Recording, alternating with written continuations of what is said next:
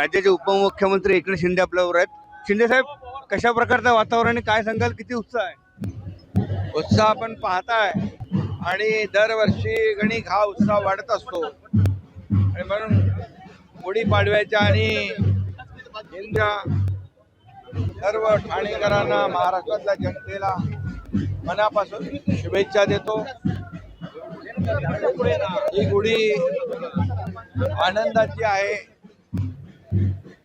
समृद्धीची आहे, ही गुढी आरोग्यदायी आहे आणि ही गुढी समाधानाची आहे आणि ही गुढी उत्तुंग यशाची आहे आणि म्हणून सर्वसामान्य लोकांच्या जीवनामध्ये सुख, समृद्धी, आनंद, आरोग्य आणि यश घेऊन हे नवीन वर्ष याची सुरुवात हो अशी प्रभू रामचंद्रांकडे मी प्रार्थना करतो।